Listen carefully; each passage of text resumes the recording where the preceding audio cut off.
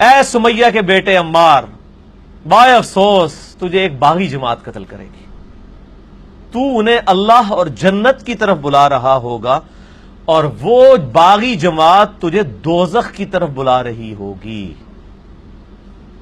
عمار کے مخالفین کو نبی علیہ السلام نے فرمایا باغی اور دوزخ کی طرف بلانے والی جماعت۔ سر یہ کسی شیعہ کا فتویٰ نہیں ہے، کسی سنی کا فتویٰ نہیں، نبی علیہ السلام کا فتویٰ ہے۔ صحیح بخاری 2812 اور 447۔ عمار نے کہا اے اللہ میں فتنوں سے تیری پناہ میں آتا ہوں۔ دعا ہی کر سکتے تھے، تقدیر میں تو فیصلہ ہو چکا ہوا تھا۔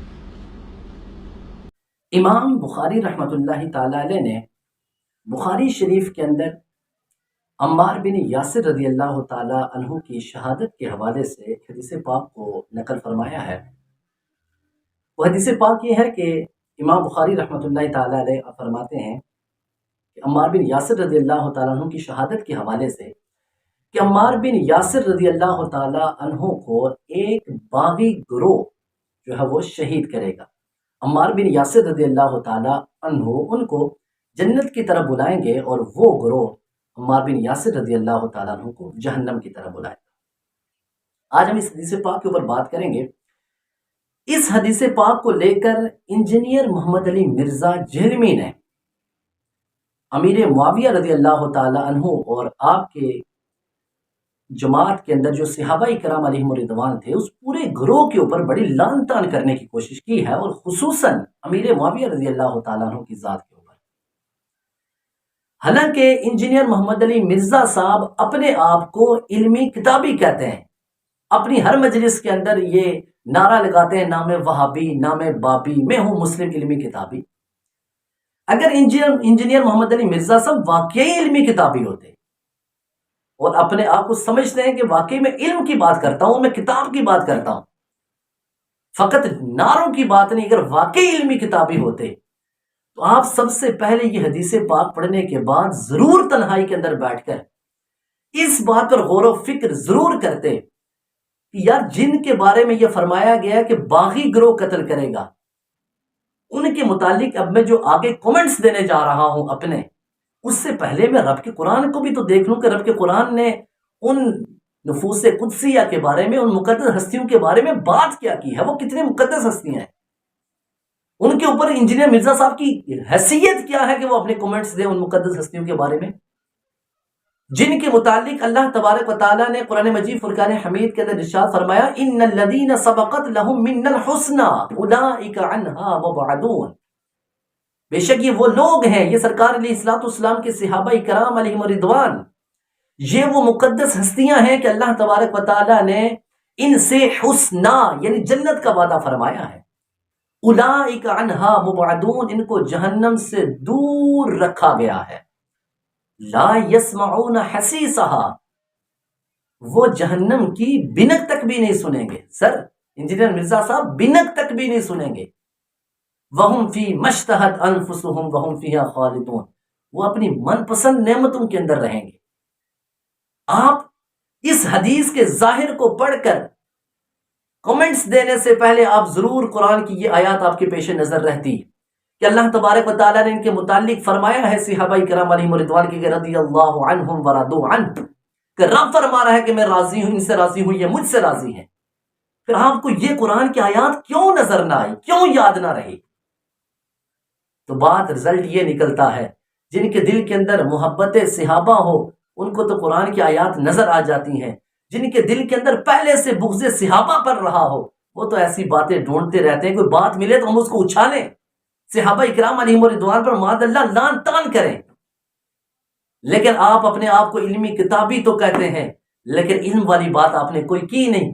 کاش کی اس حدیث کے اوپر آپ تحقیق کرتے، اس کی تنقیح کرتے، آپ اس حدیث پاک کے متعلق محدثین کی آراء کو لیتے کہ آخر محدثین نے کیا کہا ہے۔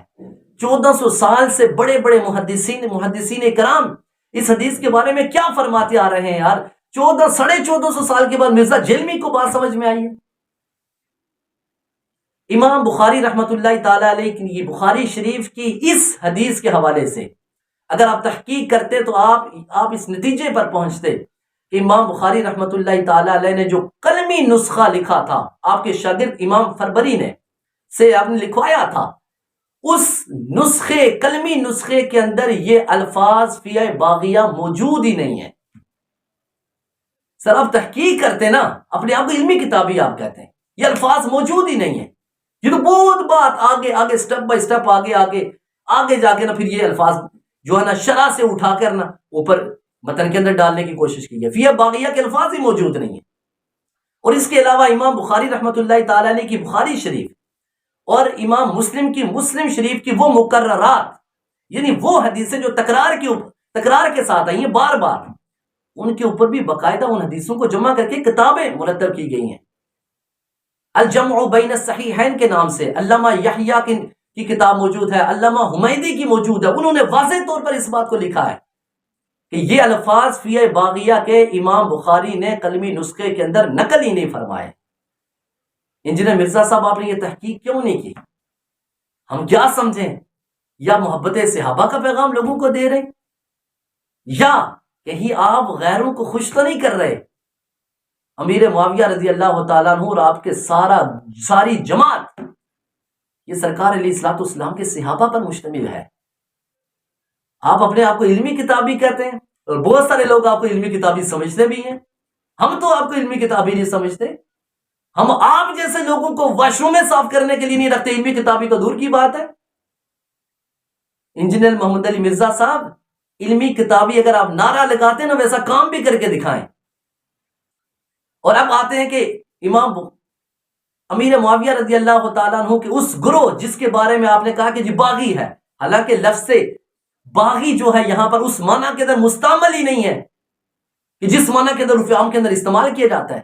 اگر اس معنی کے اندر یہ مستعمل ہوتا تو پھر آپ امام حسن کو کدھر لے جائیں گے؟ مولا علی کے پتر ہے۔ اگر اس معنی کے اندر، اس باغی کے معنی کے اندر مستعمل ہے تو امام حسن مجتبی رضی اللہ تعالیٰ عنہ نے امام امیر معاویہ رضی اللہ تعالیٰ عنہ کے ساتھ صلح ہی کیوں کی؟ پھر تو آپ کو قتال واجب اور فرض تھا۔ امیر معاویہ رضی اللہ تعالیٰ عنہ کے جس گروہ کو آپ باغی اس معنی کے اندر لے رہے ہیں کہ جو عرف عام کے اندر استعمال ہوتا ہے، تو سر آپ یہ بھی سوچتے کہ امیر معاویہ رضی اللہ تعالیٰ عنہ کے گروہ کے اندر کون کون صحابہ کرام علیہم رضوان ہیں؟ امیر معاویہ رضی اللہ تعالیٰ عنہ کے گروہ کے اندر عمر بن عاص رضی اللہ تعالیٰ عنہ ہیں، مغیرہ بن شعبہ رضی اللہ تعالیٰ عنہ ہیں، ابو موسیٰ اشعری رضی اللہ تعالیٰ عنہ ہیں۔ اور آپ کو یہ پتہ ہے یہ صحابہ کرام علیہم رضوان کون ہیں؟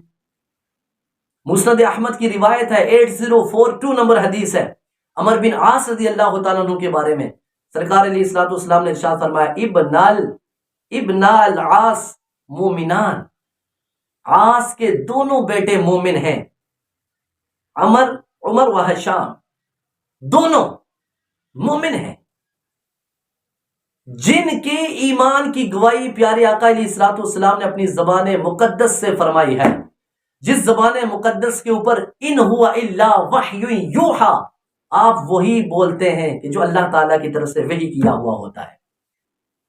یہ عمر بن عاص رضی اللہ تعالیٰ عنہ اور آپ کے بیٹوں کی ابو موسیٰ اشعری رضی اللہ تعالیٰ عنہ کون ہے؟ آپ علیہ الصلوۃ والسلام کے سامنے ایک مرتبہ ابو موسیٰ اشعری رضی اللہ تعالیٰ عنہ، یہ بھی مسند احمد کی روایت ہے، 22952 نمبر حدیث ہے، ابو موسیٰ اشعری رضی اللہ تعالیٰ عنہ قرآن کی تلاوت فرما رہے ہیں۔ جب سرکار علیہ الصلوۃ والسلام نے تلاوت قرآن سنی تو پیارے آقا علیہ الصلوۃ والسلام نے صحابہ کرام علیہم رضوان سے فرمایا، تراہ مرئیا، کیا آپ ان کو ریاکار سمجھتے؟ پھر ساتھ ہی صحابہ کرام علیہم رضوان نے خود ہی فرمایا، یا رسول اللہ صلی اللہ علیہ وسلم آپ فرما دیجئے کہ یہ کیسے ہیں؟ تو سرکار علیہ السلام نے فرمایا، لا بل مؤمن منیب، لا بل مؤمن منیب، فرمایا یہ ریاکار نہیں بلکہ مومن ہے اور بہت زیادہ اللہ کی طرف رجوع کرنے والے ہیں۔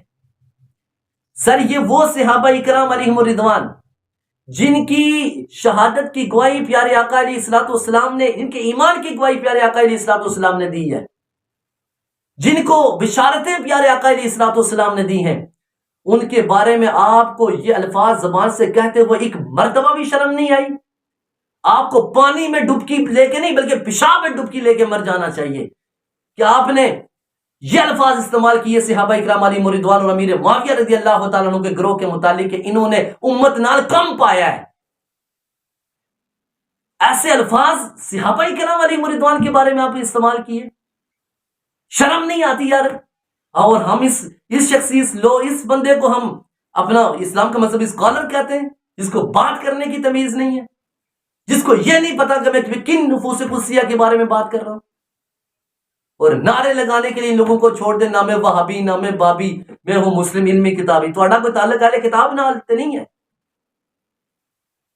شرم آنی چاہیے ایسے لوگوں کو، اور ان لوگوں کو جو اس کو سن کے اور باتیں کرتے ہیں کہ جی یہ بڑے علم کی بات کرتے ہیں، حیثیت دیکھ دیتی ہے اس نے علمی کتابی، ایجے انہیں علم والے۔ اللہ تعالی ہم سب کو عقل سلیم عطا فرمائے، علماء حقہ کو سننے کی توفیق عطا فرمائے، آمین بجاہ النبی الامین صلی اللہ تعالی علیہ وآلہ۔